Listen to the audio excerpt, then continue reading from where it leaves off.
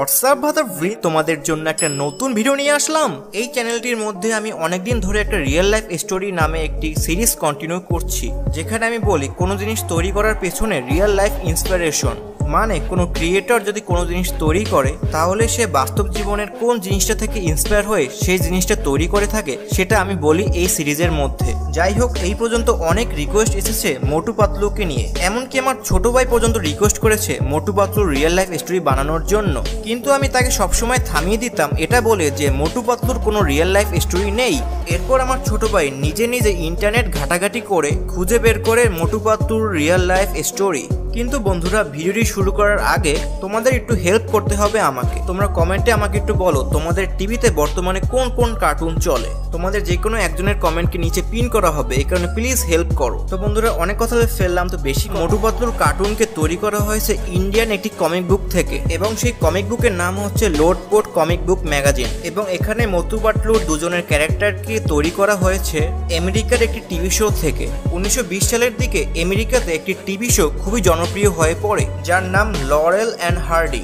এটা একটি classic comedy duo show ছিল, যেখানে দুইজন ক্যারেক্টার অনেক হাস্যকর জিনিস করতেন এবং মানুষকে হাসাতেন। 1920 সাল থেকে 1940 সাল পর্যন্ত স্ট্যান লরেল এবং অলিভার হার্ডি তাদের কমেডি ডুও দিয়ে পুরো আমেরিকাকে মাতিয়ে রেখেছিল, এবং এরা আস্তে আস্তে খুবই জনপ্রিয় হয়ে পড়ে আমেরিকার মধ্যে। এবং এই দুজন ক্যারেক্টারকে একটু দেশি মশলা লাগিয়ে বা অন্য কথা ইন্সপিরেশন নিয়ে তৈরি করা হয় মোটু এবং পাতলু ক্যারেক্টারটিকে। সো টেকনিক্যালি মোটু পাতলু বাস্তব জীবনে নেই, কিন্তু রিয়েল লাইফ ক্যারেক্টার থেকে ইন্সপায়ার হয়ে তৈরি করা হয়েছে মোটু পাতলু ক্যারেক্টারটিকে। ইন্টারনেটে অনেক ছবি পেতে পারো যেখানে মোটু পাতলুর মতো দেখতে লোক পাওয়া যায়, কিন্তু তারা শুধু দেখতে মোটু পাতলুর মতন, কিন্তু রিয়েল লাইফে মোটু পাতলু না।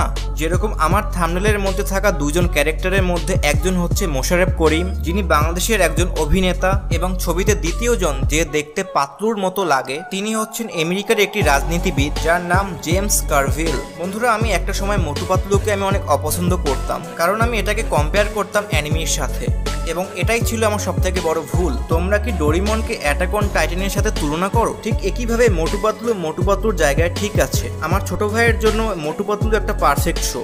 So please don't compare it and always remember enemy is not for everyone. কিন্তু একটা সময় টিভিতে খুবই ভালো ভালো জিনিস চলতো, কিন্তু এখন আর চলে না। এ কারণে খুবই খারাপ লাগে মাঝে মাঝে আমার। বর্তমান জেনারেশনের মধ্যে অনেকেই ড্রাগন বল, পোকিমন, বেবলেট ইত্যাদি জিনিস চিনে না। আমাদের সময় কার্টুনের মধ্যে অনেক ভালো কার্টুন ছিল, like Ben 10, teenage mutant Ninja turtle, tin titans, হাড্ডি মেরা বাড্ডি, আরো কত কিছু ছিল আমাদের সময়। যাই হোক বন্ধুরা, ভিডিওটি দেখার জন্য তোমাদেরকে থ্যাংক ইউ এবং গুড বাই।